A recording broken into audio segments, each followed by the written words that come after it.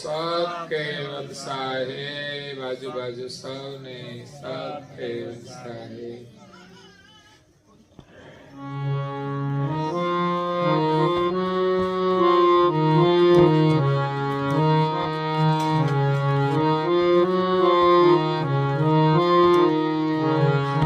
जब कोई आई मिलो तो मिलो यम गुरु परम को ताए नहीं तर तो भरमो भव में भला सेवट दियो समाये।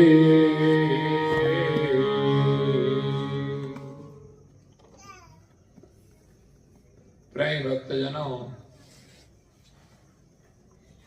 ज्ञान संप्रदायना अधिष्ठापक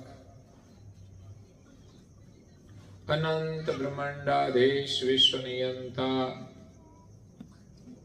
सकर्ता सर्जनहारना परम विशेष अंश अनंत अंशोना तारणहार परम मोक्षना दाता कैवल धर्म धुरंधर महान समर्थ परम श्रेष्ठ परम विभूतिवान परम दयाळु परम कृपा निधे सर्वज्ञ दिव्य परम गुरु श्रीमद करुणा सागर महाराज વિશ્વભરના મનુષ્ય તનધારી ચૈતન્ય અંશોને સંબોધીને યથાર્થ જ્ઞાનનો ઉપદેશ આપતા સ્વરચિત સકૃત ચિંતામણી ગ્રંથના 14મા અંગની 28મી ચોપાઈને વિશે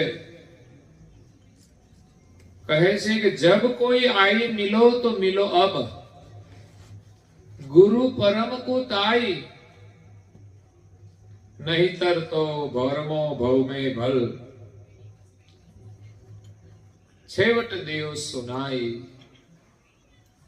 परम गुरु श्रीमद करुणा सागर महाराज जीवोना कल्याण माटे उपदेश आपे छे कि तमारे कल्याण करवू होय तो मने आवीने मळो अने अत्यारे ज मळो। आपणे तो वायदा वाळा बहु ने बीड़ीओ ने मसाला फटाफट खाई લે પણ બીજું કઈ કરવાનું હોય તો વાયદો ગમે ત્યાં કાઢીને ખાવા માંડે બોલો। અને ભગવાનનું નામ લેવું હોય ને તો આજે તો કામ છે, આજે તબિયત હારી નથી, પણ તબિયત હારી ના હોય તો મસાલા ના છોડે। એવું નહીં કે આજે તબિયત બરાબર નથી તો આજે નથી લેવા। એટલે અત્યારે જ આ જન્મમાં અને અત્યારે જ આ ઉત્તમ સમય છે ભજન કરવાનો। આપણે ત્યાં તો આવા પ્રસંગો નિમિત્તે કાર્ય થાય છે ને તો સારું છે, આપણને લાભ મળે છે। નહીં તો માણસને સ્વેચ્છાએ કઈ કરવાની ઈચ્છા થતી નથી કે આપણે ભજન કરીએ, બીજું બધું કરે, ન કરવાનું, ન ખાવાનું ખાય પણ ગાય નહીં। એને ગાવાનું કહે તો મને ગાતા નથી આવડતું, તને શું આવડે તો મને ખાતા આવડે।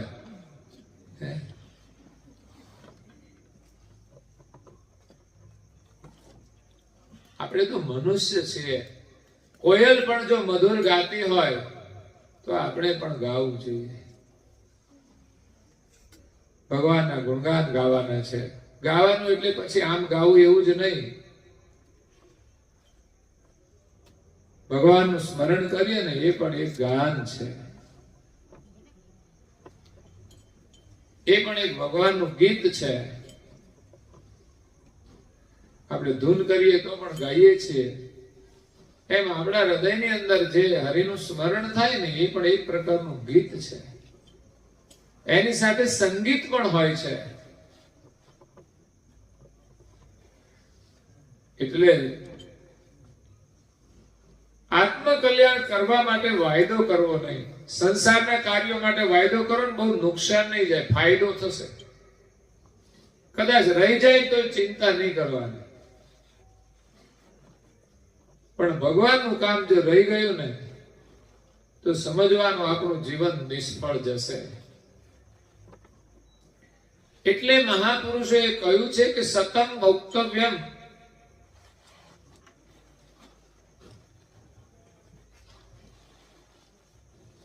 સહસ્ત્ર સ્નાન ચરેત.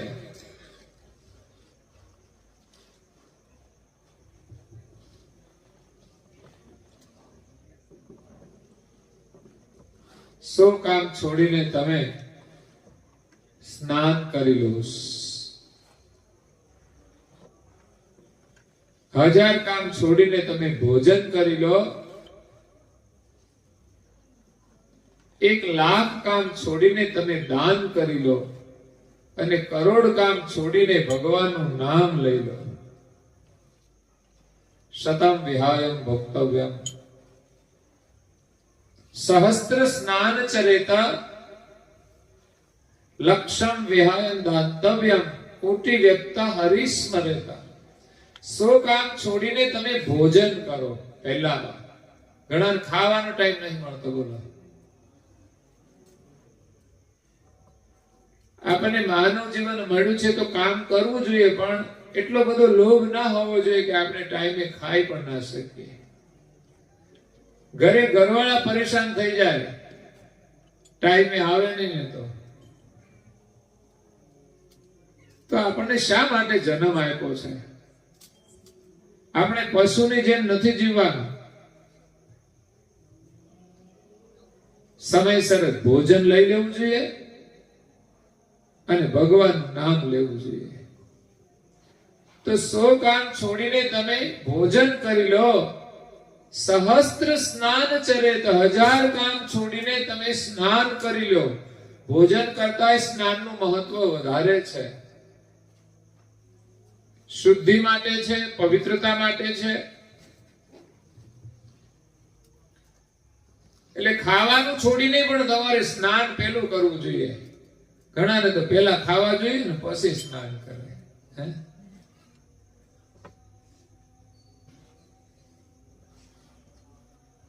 ઘણા લોકો તો હાજે હોઈ જાય ત્યારે તમાકુ ખાઈને હોઈ જાય.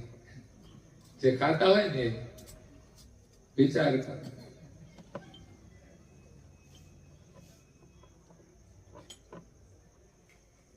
ભગવાનનું નામ લેતા લેતા સૂવું જોઈએ, અને સવારે ભગવાનનું નામ લેતા લેતા ઉઠીએ ને તો છે ને સારી ઊંઘ પણ આવે, અને સવારે પછી દિવસ પણ આપણો સારો જાય.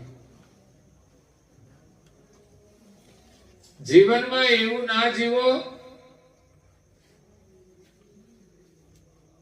કે રાત્રે ઊંઘ ના આવે.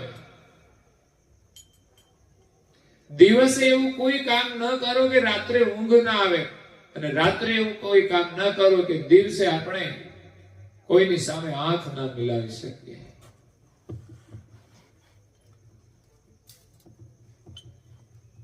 એટલે હરિનું નામ લેતા લેતા આપણે કામ કરવું જોઈએ.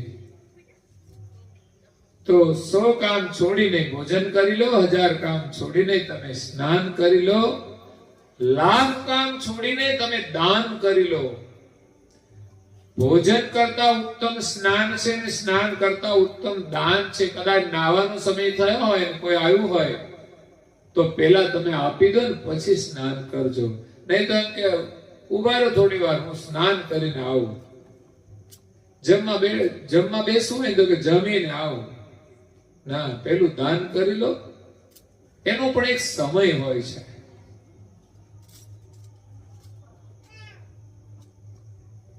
તો લક્ષમ વિહાયમ દાતવ્યમ, 1,00,000 કામ છોડીને તમે દાન કરો.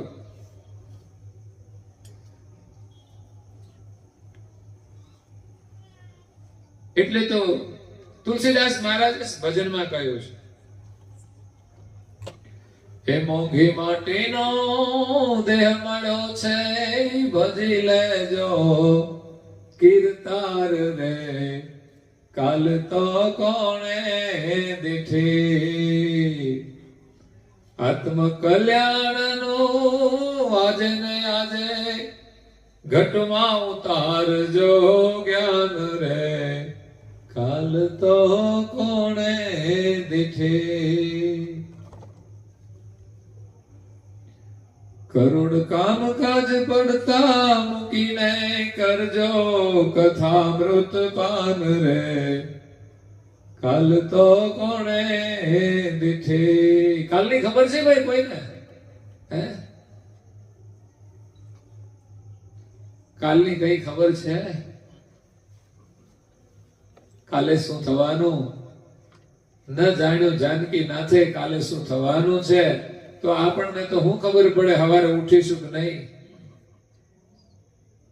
એક દિવસ તો એવો આવશે કે આપણને આગલા દિવસે ખબર નહીં હોય, કાલે આપણે ઊંઘી જઈશું. ક્ષણભંગુર જીવન છે. દુનિયામાં આપણે દોડાદોડી કરીને શું મેળવીશું વિચાર કરજો. એટલે તો પાછું બીજું કયું ભજનમાં, જિંદગીમાં કેટલું કમાણા રે જરા સરવાળ માંડજો.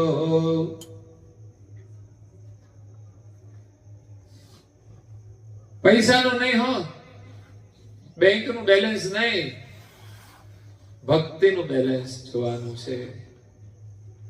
અને જીવનનું સાચું બેલેન્સ પણ એમાં જ રહેતું હોય છે. પરિવારનું બેલેન્સ એ ભક્તિથી રહેતું હોય છે. એટલે તો ઘરમાં છે ને પૈસા વધે ને બધા આડાવડા થવા માંડે, કુદાકુદ થવા માંડે. પણ ભક્તિ જેના ઘરમાં હોય ને એના ઘરમાં બધા પરિવારના સભ્યોનું બેલેન્સ રહે છે, બધાને લાભ મળે છે, બધા ખુશ રહે છે. એટલે આવો સુંદર અવસર મળ્યો છે. પછી ક્યારે ભજન થશે? પૂછો તો ખરા કોઈ પ્રાણી પશુ પંખીને. એને કઈ ભગવાનની ખબર જ નથી. બસ શરીર મળ્યું છે એ પ્રમાણે જીવવાનું, ખાવાનું, પીવાનું, ઊંઘવાનું, ભય લાગે તો ભાગી જવાનું.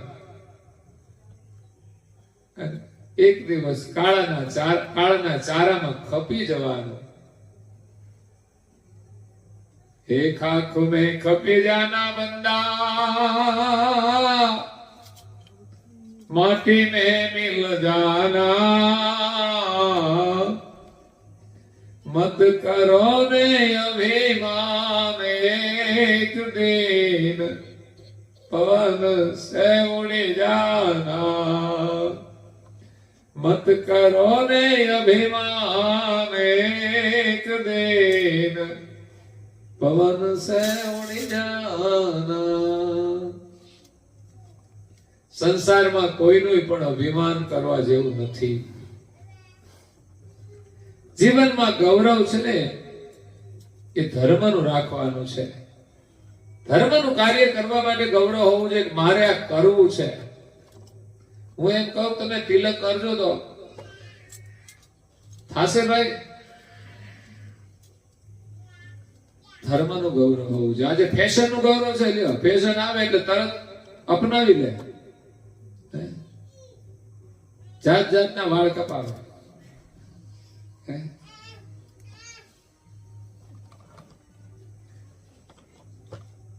એ છત્રીઓ ઊભી કરે, બેઠા હોય તો ઊભી કરે.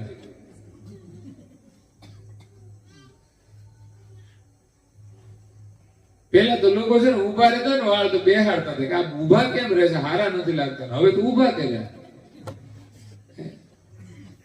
ઘાસ ઉભું હોય ને એવું લાગે. એમ થાય કે કાળું ઘાસ અહીં ક્યાંથી આવી ગયું.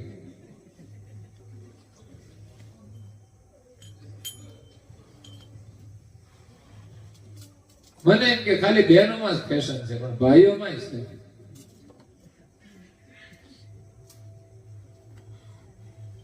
થોડા થોડા વાળ હોય એમાં વળી પાછા આખો દિવસ આમ કર્યા જ કરે. હાથે છે આમ બે બાજુ છે, હાથ ફેરવા જ કરે. જ્યાં અરીસો જોવે ને ત્યાં ઉભા રહી જાય. ગાડીનો ગ્લાસ મળે ને તો ઉભા રહી જાય. જોવે આમ એને જેમ લાગે હું બાદશાહ છું. હું જોયા કરવાનું છે એમાં? કઈક સારા કામ કરો.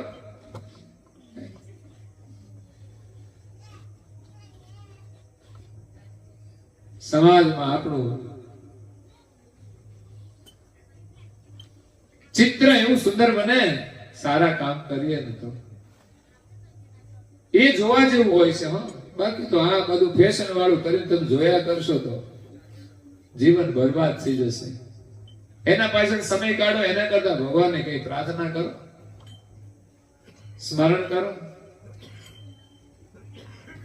ધાર્મિક ક્રિયા કહીએ તો આવડતું નથી, આ બધું આવડી જાય. લ્યો,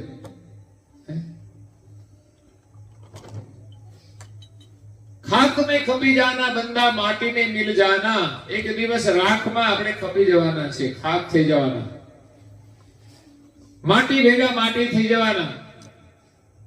મત કરો અભિમાન, આ શરીરનું અભિમાન નહીં. મોટામાં મોટું અભિમાન અને મોહ છે ને શરીરનો છે. હું એટલે હું, એમ કઈક થોડું કામ કર્યું ને તો આ તો મેં કર્યું.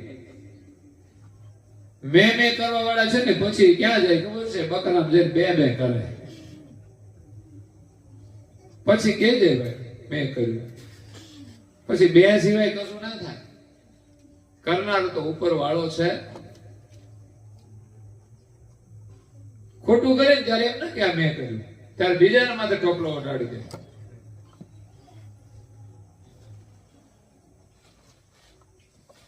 મતલબ કે ધર્મનું ગૌરવ રાખવાનું છે આપણે. આ શરીર લેવાનું નથી. શરીર રહે ને એના દ્વારા આપણે કઈક સારું કામ કરી લેવાનું છે. આ જગતની અંદર છે ને જેને સારા કામ કર્યા છે ને એને જ લોકો યાદ કરે છે, એનો જ લોકો આદર કરે છે, એનો જ સન્માન કરે છે. બાકી તો છે ને લોકો સંસારમાં રહેતા હોય ને સાસરી સિવાય ક્યાંય બહુ આમ આદર ના હોય. બહુ તો ક્યાં સન્માન થાય એમ. સાસરી જાય તો થાય કે અમારી ઉપાધિ સાચવે છે ને, અને ગયા હોય ને એની ઘણી વાર ઉપાધિ હોય. આ બધી સાચવવાનું અઘરું કામ છે. મનમેળ ને વિચારો સામ્ય હોય, ધર્મમય હોય ને તો જીવન જીવવાની મજા છે. બાકી તો છે ને કણાકૂટ છે. જોઈએ ને ઘરો ઘરમાં જ્યાં સંસ્કાર છે ને ત્યાં સુંદરતા છે, શાંતિ છે, આનંદ છે. અને એ માનવનું જીવન છે. આપણે માનવ તરીકે જીવીએ છીએ કે નહીં એ વિચારવું જોઈએ. દુનિયાની પાછળ ભાગવાનું નથી, દોડાદોડ કરવાની નથી. આપણે વિચારવાનું શાંતિથી આપણું જીવન કેવું છે અને ઉત્તમ જીવન જીવવા માટે પ્રયાસ કરવો જોઈએ. અને એના માટે છે ઉત્તમ વિચાર. જ્યાંથી મળે ત્યાંથી લઈ લો. રોજ પરમ ગુરુના ગ્રંથોનું 10-15 મિનિટ વાંચન કરો, એવા ઉત્તમ વિચાર મળશે. તમારું જીવન સફળ થઈ જશે, જીવન ધન્ય બની જશે અને એ જ વિચાર તમારું કલ્યાણ પણ કરી દેશે. પણ 15 જ મિનિટ આપણે રસ હોવો જોઈએ. બાકી આપણી કલાકો છે ને વોટ્સએપના મેસેજ ફેરવામાં જતી રહેશે. જેમ ઓલા મજૂર પોટલા ઉચકે ને એમ જ આપણે ઉચકતા હોઈએ, આમ થયા આમ થયા. હા, સારા મેસેજ હોય તો આપણને લાભ થાય છે. સુવિચારો સારા હોય, સારો સંદેશ હોય.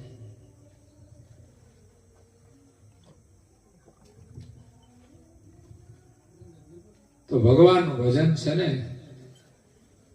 એ આજે જ કરી લેવાનું છે. તો લાખ કામ છોડીને તમે દાન કરો. એ ભાગ્યમાં હોય તો થાય, બધા લોકો નથી કરી શકતા.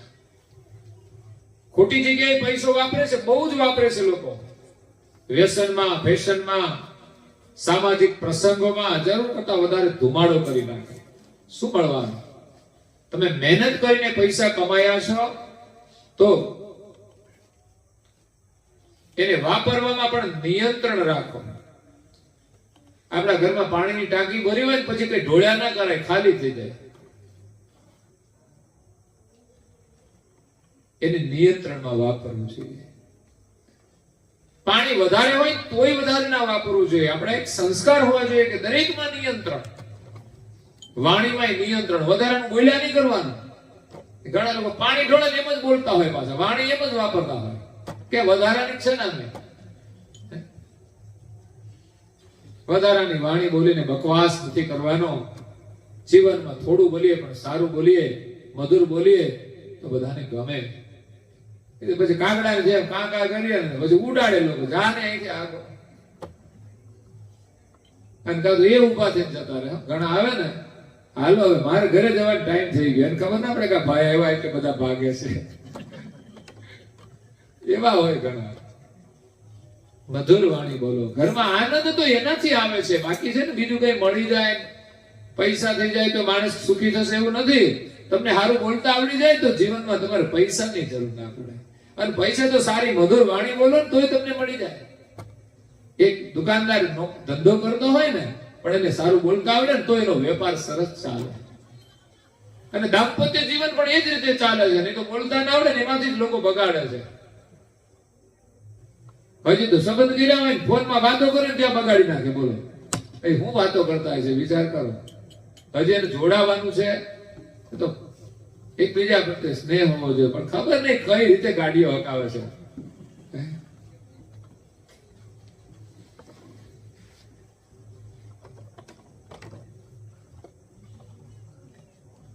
તો અહીંયા લાખ કામ છોડીને તમે દાન કરી લો. આટલું મહાન દાન છે. પુણ્યદાન, ભૂમિદાન, કન્યાદાન, ગૌદાન, અન્નદાન.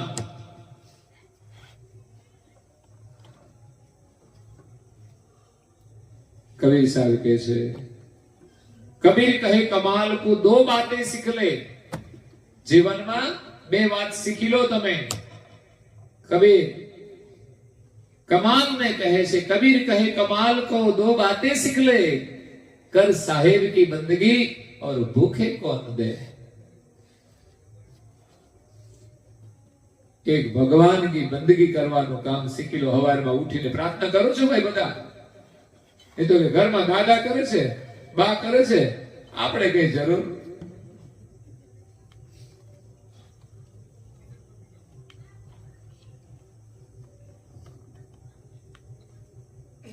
સંધ્યાનો સમય થાય ને બધાએ પ્રાર્થના કરવી જોઈએ. કદાચ એ સમયની અનુકૂળતા ન હોય તો અડધો કલાક મોડી પણ આપણે પ્રાર્થના તો કરવી જોઈએ. દીવાબત્તી ભગવાનને કરવાના છે એવું નથી, આપણે કરવાના છે. આપણે એટલે આપણે પોતાએ કરવાના છે. ભગવાનની સ્થાપના મંદિરમાં કરી હોય તો ભગવાનની જો પૂજા કરવાની હોય તો પૂજારી કરી નાખતા હોય બહારના મંદિરોમાં, તો કોઈ જવાની જરૂર ખરી? પણ બધા દર્શન કરવા જાય છે ને, એમ આપણા ઘરમાં કમસે કમ કોઈ આરતી કરી હોય તો આપણે દર્શન તો કરવા જોઈએ કે નહીં? લોકોની ભીડો મંદિરોમાં હોય છે, આપણા ઘરમાં આપણે ના બેસીએ એ કેટલું દુર્ભાગ્ય કહેવાય. એ કેવા સંસ્કાર કે આપણા ઘરમાં મંદિર હોવા છતાં એમાં વિશ્વાસ નથી.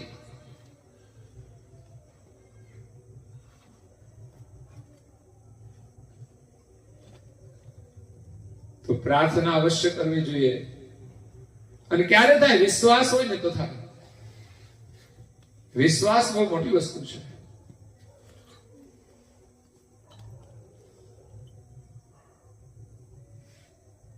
વિશ્વાસની અંદર વિશ્વંભરનો વાસ છે, પરમેશ્વરનો વાસ છે.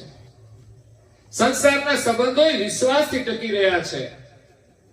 એમ પરમેશ્વરને પામવા હોય ને તો વિશ્વાસ જોઈએ. સદગુરુના વચનોમાં વિશ્વાસ આવી જાય ને, જીવનમાં કોઈ ફરિયાદ નહીં રહે, જીવનમાં કોઈ દુઃખ નહીં રહે. દુઃખ આવશે ને તો એને પગ નીચે કચડી નીકળી જશે. દુઃખે ને દુઃખી નહીં કરી શકે. આ છે સદગુરુની કૃપા. જીવતા આવડી જાય ને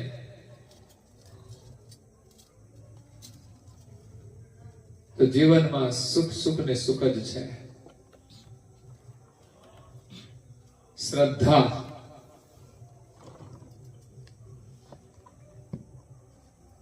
એક ગામની અંદર એક રાજા બહુ શ્રદ્ધા વાળો હતો. એટલે ધર્મમાં બહુ શ્રદ્ધા રાખે. અને ગામની અંદર જે કોઈ સંત આવે ને એની પધરામણી એના રાજમહેલની અંદર કરાવે.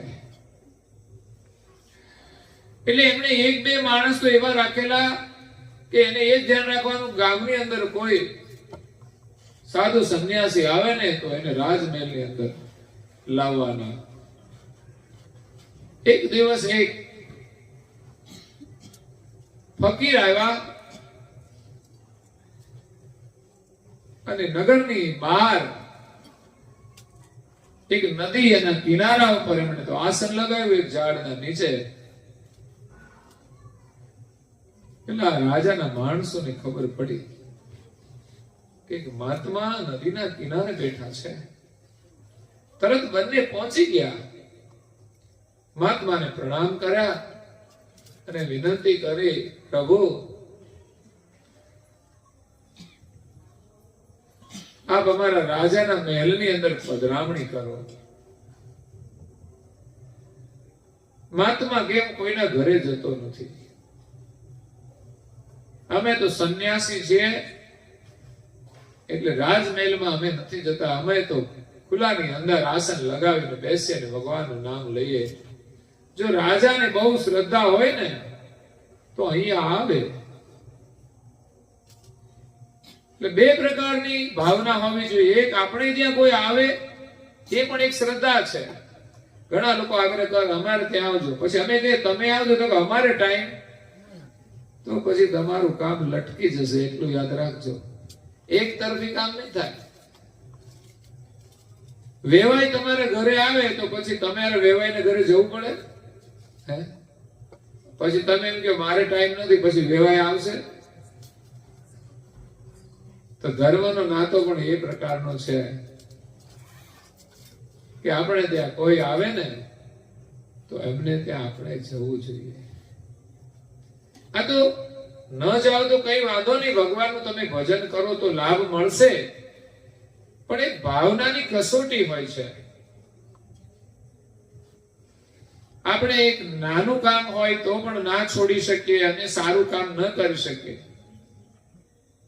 તો પછી ભગવાન પ્રત્યેની જે શ્રદ્ધા છે એ કાચી છે. કઈ તરફ આપણો ઝુકાવ છે ને એ આવા કાર્યો ઉપરથી ખબર પડે. એક બાજુ ધાર્મિક પ્રસંગ હોય, બીજી બાજુ સામાજિક કાર્ય હોય, તો મોટા ભાગે 99% લોકો સામાજિક પ્રસંગને જ પ્રાથમિકતા આપે છે. ધાર્મિક ક્રિયા પછી કાં તો નવરા હોય તો મેળ પડે અને કાં તો સામાજિક કામ પૂરું થયા પછી. પણ જેને ગૌરવ હોય છે ને એ ધર્મની ક્રિયા પહેલા કરે છે અને સામાજિક કાર્ય પછી કરે છે.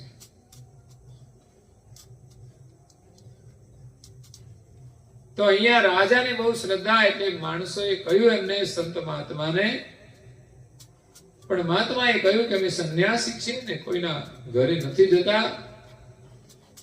બહુ જ વિનંતી કરી, પણ સંન્યાસીનો એક નિયમ હોય છે. જેમ બુદ્ધ હતા ને, એક રાજકુમાર હતા પણ સંન્યાસી બન્યા, ભિક્ષુક બન્યા, પછી સાધુ સંતોની સાથે વિચરણ કરે પણ ક્યાંય કોઈના ભવનની અંદર નિવાસ ન કરે. એનો એક ભિક્ષાનો નિયમ હતો. અને ભિક્ષાવૃત્તિમાં જે આવે એ ખાવા.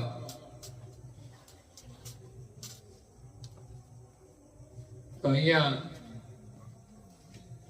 એ બંને માણસોએ રાજાને સંદેશ આપ્યો કે એક સંન્યાસી આવ્યો છે પણ એ કોઈના ઘરે જતા નથી. એમણે કહ્યું તમારે રાજાને જો મળવું હોય ને તો અહીંયા આવે, એની શ્રદ્ધા હોય તો અહીંયા આવે, એની સત્સંગ સાંભળવો હોય તો અહીંયા આવે. રાજા તો દોડતો જાય છે. મહાત્માને મળ્યો, પ્રણામ કર્યા.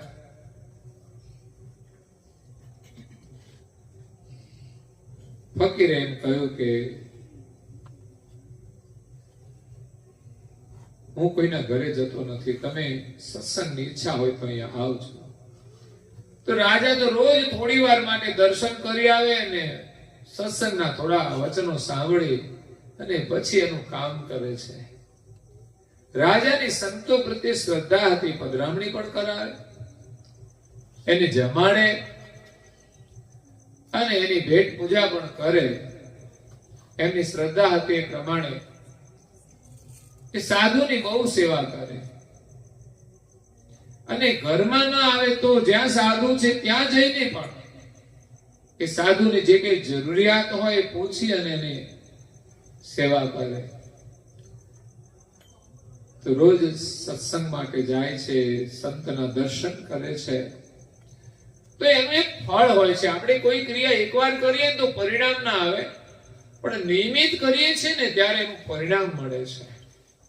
સંત દર્શનનું પરિણામ છે ને સત્સંગનું પરિણામ છે અને સેવાનું પરિણામ છે. અહીંયા તો દર્શન, સેવા અને સત્સંગનો ત્રિવેણી સંગમ થયો. એના હૃદયની અંદર ઈચ્છા થઈ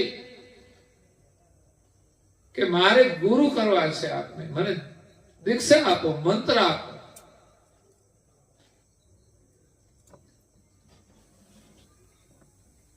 એટલે આપણે કથા સાંભળવી જોઈએ, યા તો ગ્રંથોનું અધ્યયન કરવું જોઈએ. આપણને જીવનના સત્યની ખબર પડશે કે મારે શું કરવું જોઈએ, અને એને આપણે પાછા શ્રદ્ધાથી સ્વીકારીએ. અત્યારે ભગવાનને તો બહુ લોકો માને, હો, બહુ જ માને, પણ ભગવાનનું કોઈ માનતા. ભગવાનનું માનવું ને એ અઘરું કામ છે. ભગવાનને માનવા છેલ્લા આપણી રીતે માનવાના હોય ને, કે એ કે એમ થોડું કરવાનું હોય. એ અમારો ટાઈમ હોય એમ કરીએ, એ તમે કહેશો એમ નહીં થાય. એટલે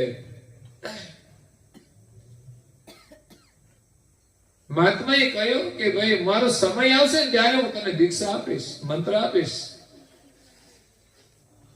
રાજા તો રેગ્યુલર આવે છે સવારમાં વહેલા. એક દિવસનો સમય મહાત્મા તો સવારમાં વહેલા બ્રહ્મ મુહૂર્તમાં ઉઠે, સ્નાન કરીને ધ્યાન કરવા બેસી જાય. સૂર્યોદય થવાની તૈયારી અને પ્રકાશ થયો.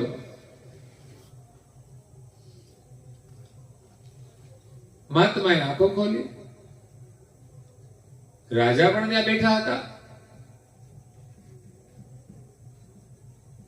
મહાત્મા ધ્યાનમાં બેઠા હતા એટલે રાજા તો પ્રતીક્ષા કરે છે. મહાત્માએ આંખો ખોલી અને એની સામે એક દ્રશ્ય હતું. નદીનો કિનારો, ત્યાં બેનો કપડા ધોવા માટેનો પથ્થર હોય, અને ત્યાં એક બગલો ઘડીક નદીના પાણીમાંથી માછલા પકડે અને વળી પાછું થોડી વાર થાય ને તો પથ્થર સાથે છે ને ચાંસ એની ઘસે.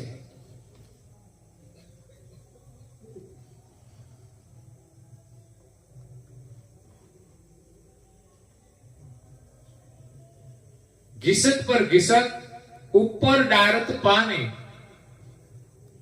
तेरे मन में क्या है तेरे मन की बात जाने. આવું મહાત્મા બોલી ગયા. घिसट पर घिसट ऊपर डारे पानी, तेरे मन में क्या है मन की बात जानी. રાજાએ સાંભળ્યું ને એને થયું કે મને આ મંત્ર દીક્ષા આપી દીધી.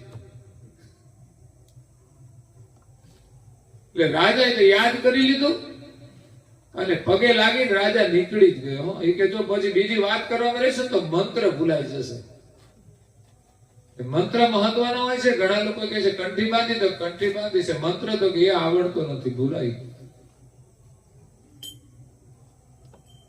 તો કંઠી નું કોઈ મહત્વ નથી રહેતું. મહત્વ મંત્ર નું છે. જે મંત્ર દ્વારા આપણું મન છે ને તરી જાય. કારણ કે ડુબાડનારે મન છે, તારનારે મન છે. જો મંત્ર મળી જાય તો મન તરી જાય.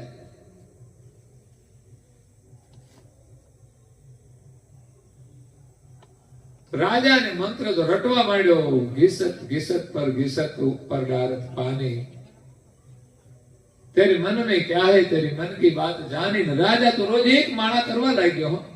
નિયમ થઈ ગયો. મહારાજ મંત્ર આપ્યો છે, રોજ એક માળા કરવાની, એટલે ભૂલાય ના જાય. પણ રાજાની શ્રદ્ધા બહુ.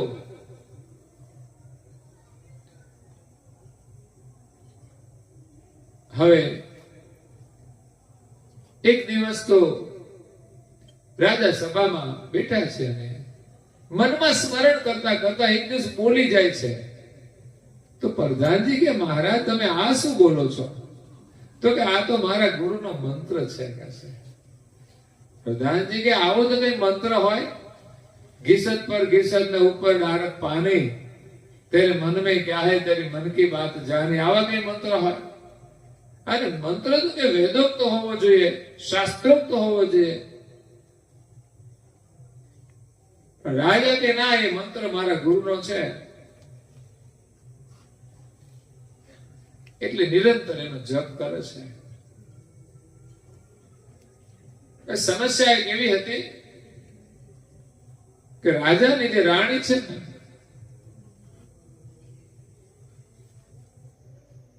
એને રાજાને છોડીને પ્રધાનજી સાથે વધારે સ્નેહ રાખે છે. એટલે રાણી વારંવાર પ્રધાનને કહે કે આ રાજા જો હટી જાય ને તો તમારી સાથે હું પરણી જાવ.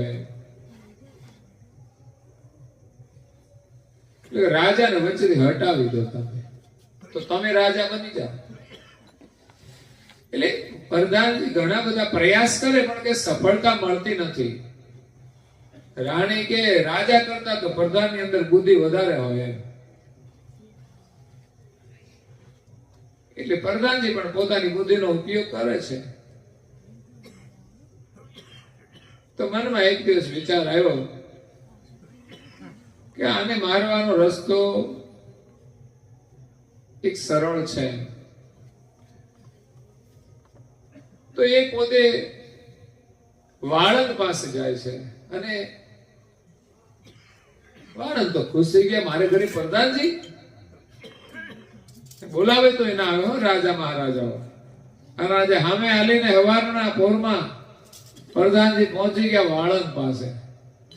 અને માણસને આ બધું કરવું હોય ને ત્યારે માણસ વહેલા ઉઠીને કરી નાખે. બોલો, અને કહીએ ને ભગવાનનું ભજન, તો કે એ ના થાય.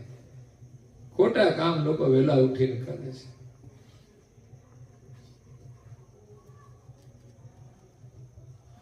અને કા રાત્રે મોડા કરે, નવરા બેઠા બેઠા. નહીં તો ભજન કીર્તન નહીં રાતે થતા હોય છે ને, પણ એમાં એને રસ નથી પડતો.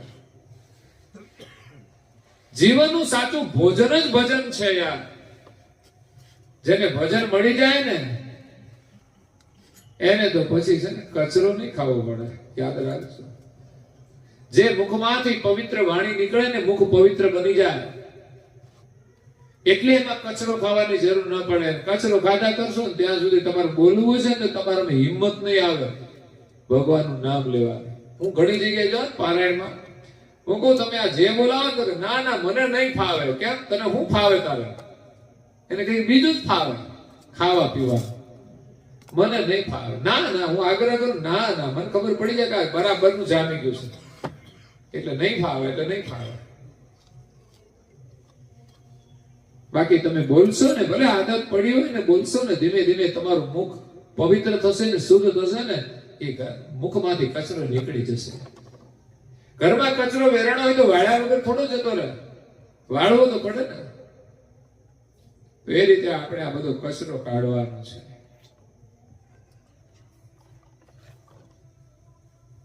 તો અહીંયા વાળંદ પાસે પ્રધાનજી પહોંચી ગયા, પણ એને એકાંતમાં લઈ ગયા કે ભાઈ અહીંયા નહીં, આમ તો એક બાજુ હાલ મારી સાથે. શું છે? તો રાજાનું છે ને ગળું કાપવાનું છે તને. ઓહો બાપા, તો મારી શું દશા થાય? મારે તો જેલમાં જ રહેવું પડે ને. પ્રધાનજી કે ચિંતા ના કરીશ, તું રાજાનું ગળું કાપી નાખ ને પછી રાજા હું બનીશ, તને કઈ થવાનું નથી. હું બેઠો છું ને, અને ઉપરથી તને કે છે હું રાજની અંદર ચોથો ભાગ આપી દઈશ. બસ આટલી બધી મોટી લાલચ આપી દીધી. અને આજે તો ભલા ભલા લોકો છે ને લાલચમાં લપટાઈ જાય.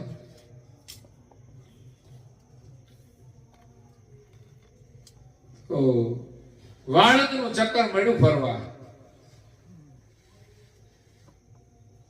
પ્રધાનજી રસ્તો બતાવ્યો કે તારે બીજું કઈ નહીં કરવાનું, રાજાનું તું સેવિંગ કરવા આવે ને, દાઢી કરવા, અસ્ત્રો બરાબર હારો રાખવાનો અને આમ કરતા કરતા ગળે જરાક ફેરવી દેવાનું, બસ આટલું જ કરવાનું. આમાં બહુ કઈ બીજો પ્રયોગ નથી કરવાનો. વાળાને લાગ્યું કે ચાલો કામ તો સહેલું છે, પણ ખોટું કામ કરવું હોય ને બીક લાગે હો. રાજાનું ગળું કાપવાનું બીક બહુ લાગે, હિંમત નથી આવતી, પણ લાલચ હતી ને એટલે માણસ ખોટું કરે જ છે. શરૂઆતમાં તો આપણને ના પાડે છે કે આ ના કરાય, પણ છતાંય માણસ કરે છે ને પછી દુખી થાય છે. એક બાજુ આપણને ખબર હોય કે આ ખોટું છે અને બીજી બાજુ લાલચની પકડ હોય છે ને, એનું ખેંચાણ એ આપણને ખેંચી જ જાય છે ખોટા માર્ગે. અનુભવ કર્યો છે, નાના નાના કાર્યો હોય છે ને બધા જ આવા પ્રકારના પ્રલોભનથી આપણે ખેંચાયા છીએ. ખબર હોય છે કે આ ના કરાય. નાના છોકરાને પૂછો ને આ ના કરાય તો એને ખબર હોય, પણ પ્રલોભનમાં આવી જાય ને તો માણસ ખોટા તરફ ખેંચાઈ જાય છે. આખો સંસાર ખોટામાં ચાલ્યો જાય છે, ખોટાની પાછળ ખોટા ખેંચાય છે. હું કોઈ મહાપુરુષોના જીવન તરફ ખેંચાઈએ ને તો એ સારું કહેવાય, પણ એનું ખેંચાણ ઓછું છે. અને દુનિયા જે ખોટા પ્રવાહમાં ચાલે છે ને એ તો એનો પ્રભાવ આપણા ઉપર પડે છે ને આપણે એનું અનુકરણ કરીએ અને પછી દુઃખી થઈ. અહીંયા પ્રધાનજીએ નાઈને એક નવો અસ્ત્રો લાવી દીધો, મોટો થોડો, કારણ કે ગળું કાપવાનું છે, કઈ થોડું મુરઘાની ડોક કાપવાની છે, નહીં તો ફટાફટ કપાઈ જાય. મોટો અસ્ત્રો લાવી દીધો અને પ્રધાનજી વાળાને તો બરાબર નો આમ તૈયાર કર્યો. પછી રાજમાં જાય છે, પોતાની થેલી લઈને. એને એમ થયું આજે આ કામ કરી નાખીએ. તો એ કામ કરવાનું હતું એટલે રાજમાં જઈને રાજા હજુ તૈયાર નહોતા થયા સેવિંગ માટે, એટલે નાય વિચારે છે કે એટલે થોડો વધારે અસ્ત્રો ઘસીને તૈયાર કરતો. એટલે તો પેલા પથ્થર હતા ને, પથ્થરમાં ઘસતા હતા. અત્યારે બ્લેડો આવી ગઈ, પણ પેલા તો એમ જ અસ્ત્ર હતા ને બધા ધાર કાઢતા હતા. અને પછી છે ને એક ઓલું ફટાફટીયું હતું, હે ખબર ને, આમ આમ ફટ ફટ ફટ ફટ કરતા હતા.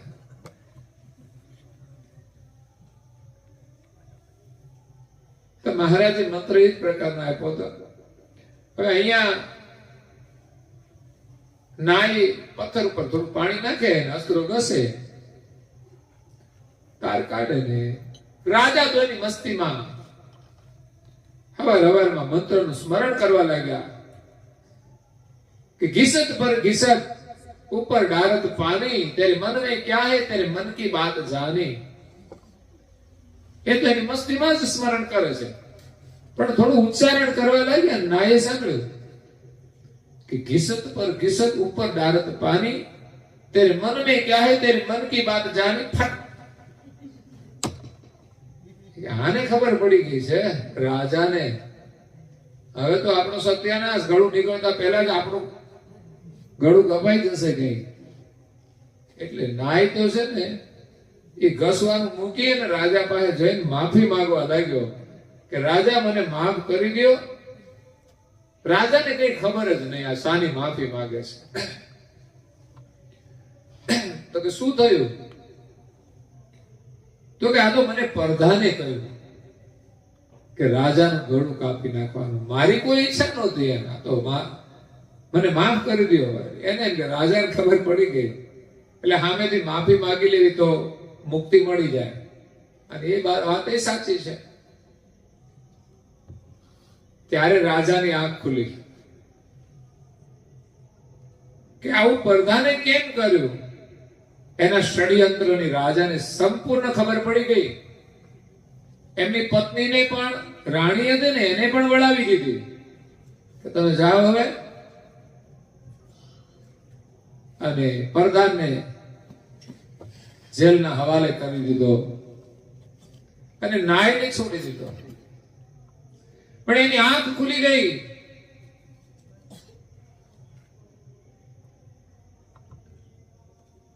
અને મહાત્મા પાસે જાય છે દોડતા કે મહાત્મા તમે મને મંત્ર આપ્યો ને, ખરેખર આજે મારું જીવન બચી ગયું છે. મંત્રની શ્રદ્ધા શું કામ કરે છે? સારા કાર્યોમાં શ્રદ્ધા હોવી જોઈએ. માણસને ખબર ના હોય ને તોય પણ શ્રદ્ધા હોય છે ને તો એનું કામ થાય છે. તો મહારાજ કહે છે કે મેં તો તને મંત્ર આપ્યો જ નથી, પણ તું કયા મંત્રોની વાત કરે છે? તો હું એક દિવસ આવ્યો ને તમે બોલ્યા कि घिसत पर घिसत ऊपर डारत पानी तेरे मन में क्या है तेरे मन की बात जानी फट. ત્યારે મહાત્માને યાદ આવ્યું એ તો ઓલો બગલો બેઠો હતો ને એ વારંવાર માછલા ખાતો હતો ને વળી પાસે એની ચાંચ પથ્થર સાથે ઘસતો હતો. એટલે એ વારંવાર ઘસતો હતો ને વળી પાછું પાણી વાળી ચાંચ કરતો હતો. એટલે સ્વાભાવિક મેં જે દ્રશ્ય જોયું ને મારાથી ઉચ્ચારણ થયું કે હકીકતમાં બગલો ભલે આમ બહુ રૂપાળો દેખાય છે, આમ બેઠો હોય ને તો ધ્યાનમાં બેસી જાય, પણ એના મનમાં શું છે ને એ ખબર પડી ગઈ. ને એનું મન છે મેલું છે. એટલે કહેવામાં આવ્યું છે મન મેલા તન ઉજલા કપટી બગલા અંગ તાતે તો કૌવા ભલા તન મન એક રંગ. કાગડો તો કે બોલે એવું અને કલર એનો એવો, પણ બગલા જેવા છે ને એ માણસો નહીં હારા. કેમ? તો કે દેખાય હારા અને અંદરથી ખરાબ હોય. એટલે દેખાવ હારો કરે ને આપણને એમ લાગે કે આની જોડે મિત્રતા કરીએ, પણ મિત્રતા કરે ને ત્યાર પછી હું એ કૌભાંડ કરે ને કઈ કહેવાય નહીં. ધંધો કર્યો હોય તો ધંધામાં કૌભાંડ કરે ને, ઘરમાં આવતો હોય તો ઘરમાં ગડબડ કરી દે, કઈ નું કઈ કરી દે. આવા બગલાના મનની વાત મહાત્માએ જાણી લીધી અને એ જ મંત્ર એક રાજાના માટે આશીર્વાદ રૂપ બની ગયો. પછી જો મહાત્માને કહ્યું રાજાએ કે મને તમે તો હવે બીજો મંત્ર આપો, આ મંત્રથી તો મારું જીવન બચી ગયું છે. અને સાચો મંત્ર મળી જાય તો માણસનું કલ્યાણ થઈ જાય. કરુણા સાગર બાપજી દિવ્ય મંત્ર લઈને આવ્યા છે. આપણું અભાગ્ય છે કે આપણને મળ્યો હોય ને તો અને એનું જતન કરવું જોઈએ, એનું મૂલ્ય કરવું જોઈએ, એનો જપ કરવો જોઈએ. એટલે કહ્યું કે લાખ કામ છોડીને દાન કરી લો અને કરોડ કામ છોડીને હરિનું નામ લઈ લો. તમે કોટી વ્યક્તા હરિસ્મરે, હરિનું સ્મરણ કરો. આ માનવ જીવન મળ્યું છે. હરિનો મહિમા અપરંપાર છે, એના ઉપકાર અનંત છે. એના વગર તો આપણું જીવન જ શક્ય નથી. કે ભગવાનને આપણે યાદ કરવા જોઈએ, એનું સ્મરણ કરવું જોઈએ. એવું નહીં કે જયારે જરૂર પડે ત્યારે ભગવાનને પ્રાર્થના કરીએ, એવી મતલબ વાળી ભક્તિ નહીં. પરમ ગુરુ તો એમ કહે છે કે આઈ મિલો તો મિલો અબ. તમારે જો મળવું હોય ને તો અત્યારે જ મળો. ગુરુ પરમ કુ તાઈ, પરમ ગુરુને તમે અત્યારે જ મળો, આ જન્મે જ મળો તો તમારું કલ્યાણ થઈ જશે.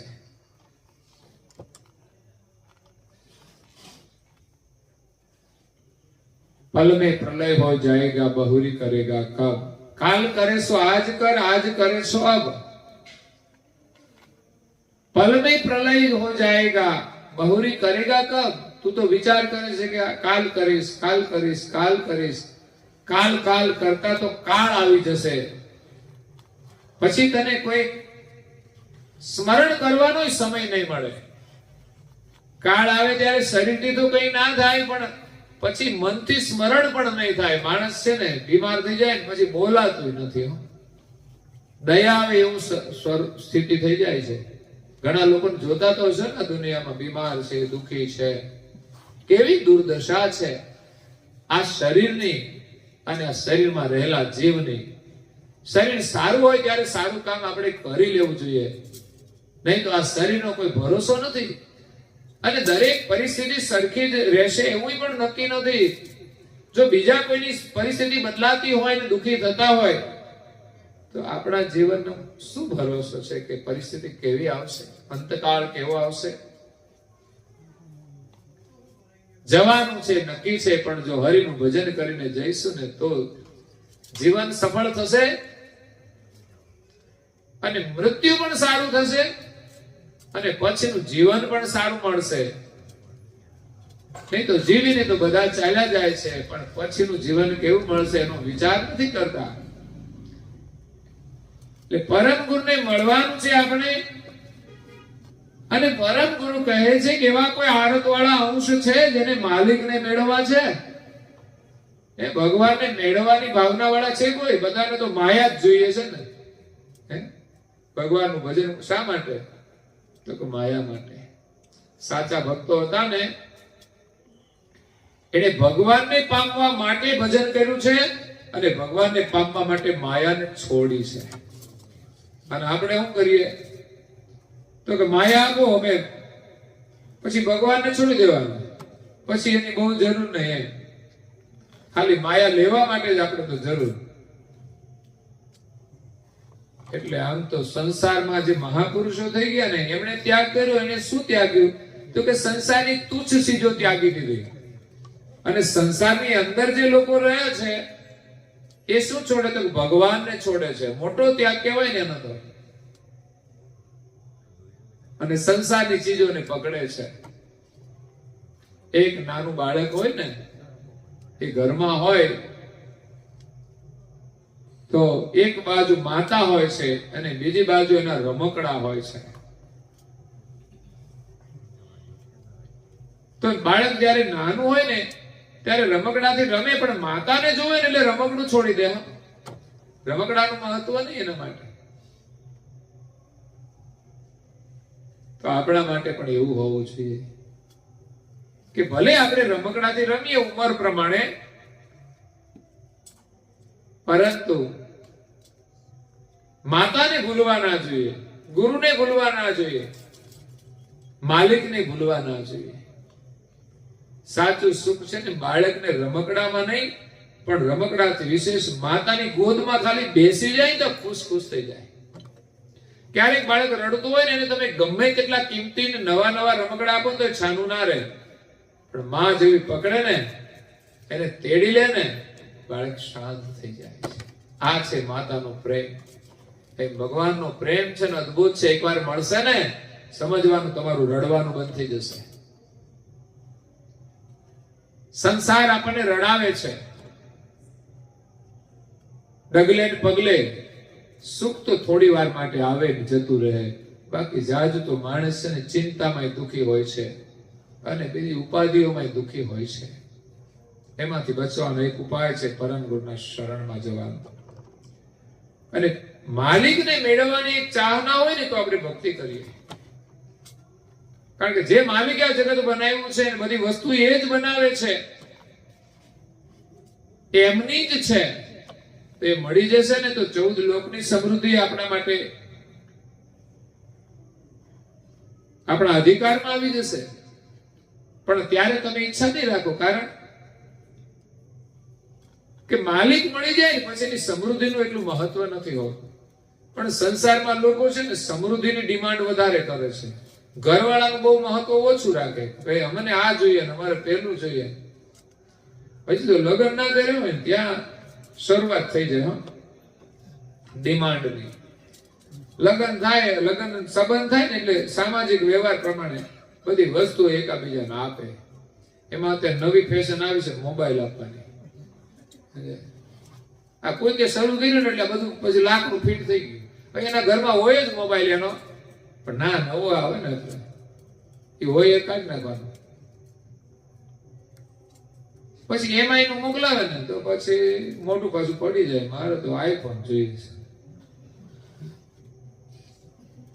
એ મહત્વ નહીં કે એમણે જે આપ્યું છે એ એમની પ્રસાદી છે, એનો પ્રેમ છે, એની પરિસ્થિતિ પ્રમાણે આપ્યું હોય એ મહત્વનું હોય. પછી આપણે આપણી ઈચ્છા પ્રમાણે બધી માંગ કરીએ તો એમાં ઘરવાળાનું કોઈ મહત્વ રહેતું નથી. પછી તો ઘરવાળાને વેચીને બધું લાવવાનું,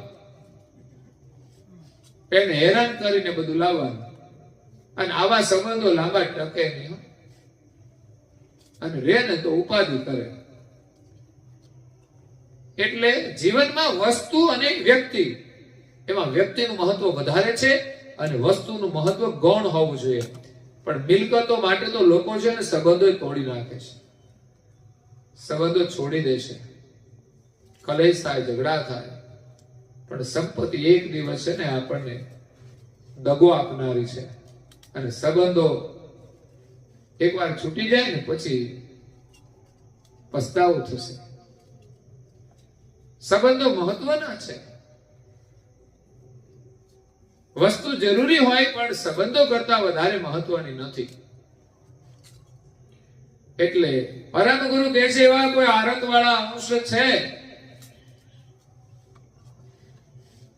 તો એ માલિકથી જે જુદા પડી ગયા છે ને એને માલિકની સાથે હું મેળાપ કરાવી આપીશ. વિચાર કરો, એક નાનું બાળક માતા પિતાથી કઈ મેળાની અંદર વિખૂટું પડી ગયું હોય પછી તો એને કઈ ચેન ના પડે. હો, આમ જુઓ ને તો તમે બાળકને તમે જ લઈ જાઓ છો મેળામાં તો મેળો જોઈને બાળક ખુશ થઈ જાય છે ને, પણ વિખૂટો પડી જાય પછી કેમ મેળામાં મજા આવતી નથી? ભાઈ, તું મજા કરવા તો ગયો તો જોઈને મજા કર ને.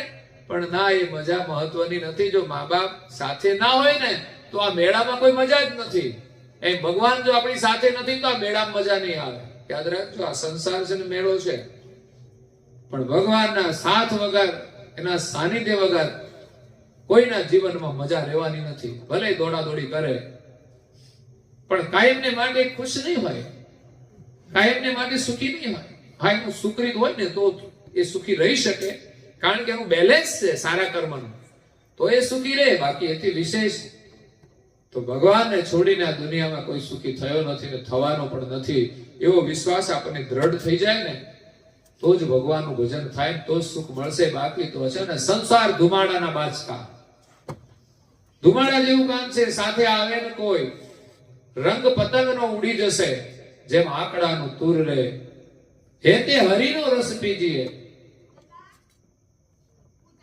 કેવા સરસ મજાના ભજનો આપણે મહાપુરુષોએ ગાયા છે, બનાવ્યા છે, અને આપણને બધાને ઉપદેશ આપે છે આ માયાનો મોહ છોડવા માટે અને ભગવાનમાં પ્રીતિ જગાડવા માટે.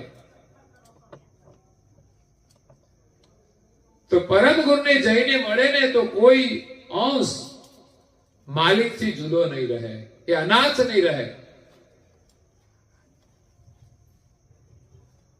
માતા પિતાથી વિખૂટું પડેલું બાળક છે ને મેળો આખો હોય તો રડવા માંડે. હો,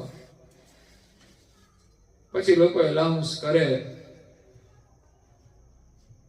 અને એના માતા પિતાને મળવાની એની કેવી ભાવના હોય કે એને મેળામાં મજા ના આવે. એ ભગવાનને જેને મળવાની ભાવના જાગીને એને સંસારમાં કોઈ રસ જ ના રહ્યો કે આમાં કઈ છે નહીં. ભગવાનને છોડીને આમાં શું મજા કરવાની?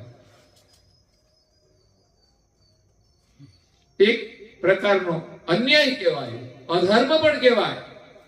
ભગવાનને છોડીને સંસારની અંદર આનંદ કરવો એક પ્રકારનો અન્યાય જ છે. એનું પરિણામ પછી મળે જ છે દુઃખના રૂપમાં, પણ સમજાતું નથી હોતું. આપણને તેમ લાગે આપણે ક્યાં કઈ ખોટું કરીએ છીએ, પણ સંસારની માયાનું સ્મરણ કરવું ને એ પણ એક ખોટું કાર્ય છે.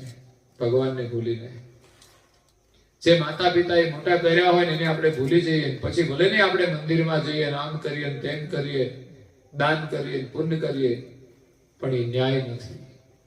માતા પિતાને પેલા સાથે રાખો, એની સેવા કરો, એને પ્રસન્ન કરો, અને એના આશીર્વાદથી પછી બધું કામ સારું. જેનો ઉપકાર છે એની સાથે તો તમે ધર્મ પાળતા નથી અને બીજે બધે દેખાવનો ધર્મ પાળો છો. માતા પિતા છે ને પરમેશ્વર છે, એના જેવો ઉપકાર તો તમે વિચાર કરો. પત્ની આવીને એટલી સેવા નહીં કરે, યાદ રાખજો. પત્નીને છે ને એ ત્રાજવાની જેમ સેવા કરે, તમે જેટલું કામ કરો ને એટલું જ હામું એ કરે, બાકી તમે ઓછું કરો ને તો એ જરાય નહીં કરે. એ છોડી દેવા તૈયાર થઈ જશે.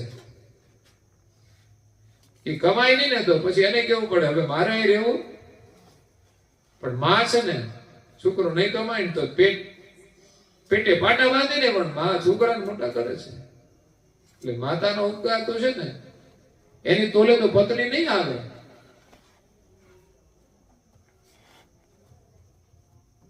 એટલે માનો ઉપકાર ના ભૂલવો જોઈએ. અને જે લગ્ન થાય ને એ બંને વિચારવાનું હોય છે. આપણી સંસ્કૃતિ છે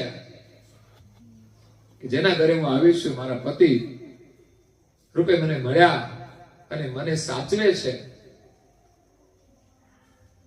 મારું પ્રીતિ પાત્ર છે, તો એ પાત્રને મોટું કરનાર, બધી સેવા કરનાર એ તો એની માતા છે. તો એમ સ્વાભાવિક પ્રેમ થવો જોઈએ કે મારા પતિની માતા એટલે મારા માટે પતિથી પણ વિશેષ હોય. પણ અત્યારે તો મન એવું સ્વાર્થી થઈ ગયું છે ને, પોતાની મોજ કરવા માટે પતિને એનાથી અલગ કરે, બોલો, મજબૂર કરી દે. એવી કુસંસ્કારી સ્ત્રીઓ પણ હોય છે, એ પણ જીવનમાં સુખી નથી થતી. એ પાછી છે ને એના પિયરમાં પાછા એના માતા પિતા જોડે પ્રેમ રાખે, એમાં પાછી ઈચ્છા રાખે કે અમારા ભાભી છે ને અમારા બાપુજીને હાચવે. તે પણ તું હાચવ ને, પણ ત્યારે અહીં જેવું તું કરે છે એવું તારા ઘરમાં થાય તો તને ગમતું નથી. એટલે આવું ક્યાંક ક્યાંક બનતું હોય છે. બાકી આ સંસ્કાર છે ને જ્યાં બધે સારું છે ને એ સારું રહેવાનું છે. એટલે જ આપણે ધર્મમાં વિશ્વાસ રાખીએ છીએ. પરમ ગુરુ તો એવું અદ્ભુત જ્ઞાન લઈને આવ્યા છે આપણું કલ્યાણ કરવા માટે, આપણા માલિકની સાથે મેળાપ કરવા માટે. તો એમની ભક્તિ કરી અને આપણા જીવનને સફળ કરીએ. એમની આજ્ઞાઓ બહુ સરળ છે, પાળી શકાય એવી છે, અને પ્રયાસ કરવાનો છે. બધું આપણે કરી શકીશું. સવારે વહેલા ઉઠવાનું હોય, પૂજા કરવાની હોય, પ્રાર્થના કરવાની હોય, તિલક કરવાનું હોય, મંત્ર જાપ, બધું થઈ શકે એવું છે. પણ એક ચાહના હોવી જોઈએ કે મારે કરવું છે, અને થોડી શરૂઆત કરો. કર્યા વગર કોઈ કાર્ય થવાનું નથી. અને જે જરૂરી હોય એ કરવું જ જોઈએ. નહીં તો પછી આપણી જાતે આપણે દુઃખી થઈશું. એટલે આજે કનુભાઈ ને કેવું આપણે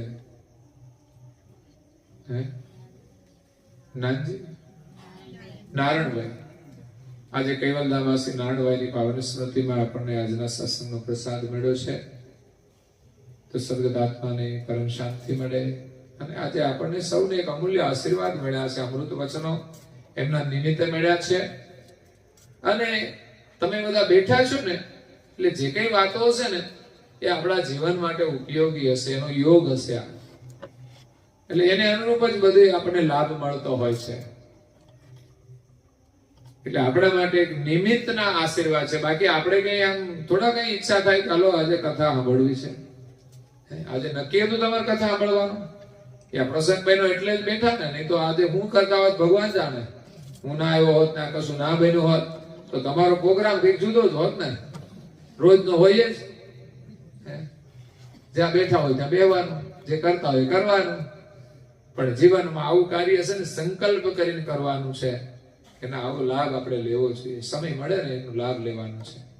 તો આપ સૌને પ્રભુના ખૂબ આશીર્વાદ સાથે અહીંયા કથાને વિરામ આપીએ. અસ્તુ સત કેવલ સાહેબ. જે બોલવાની છે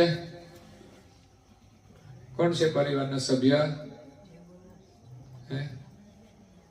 પરિવારના જે સભ્ય, 3 ભાઈઓ, એમના ઘરેથી બહેનો, એમના દીકરાઓ, બધા દીકરીઓ, એમાંથી વારા પડતી એક એક ને માઈક એમને જ આપવાનું.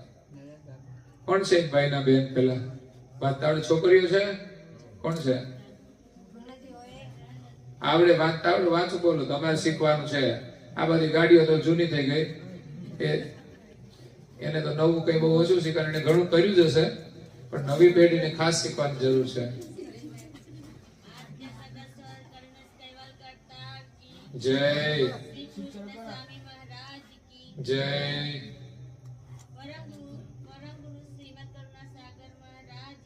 જય પૂજ્ય શ્રી નારાયણદાસ મહારાજ કી જય શ્રી સબ કુબેરાચાર્ય મહારાજ કી જય શ્રી સબ સંતન કી જય શ્રી સબ દેવન કી જય શ્રી જ્ઞાન સંપ્રદાય કી જય શ્રી ગુરુ ગાદી શાસ્ત્રપુરી કી જય શ્રી કૈવધામ કી કથા સત્સંગ પૂર્ણાવતી કા સત્ય સાહેબ 3 વાર પગે લાગવાનું છે, ખોળામાં ખુલ્લા હાથ રાખીને.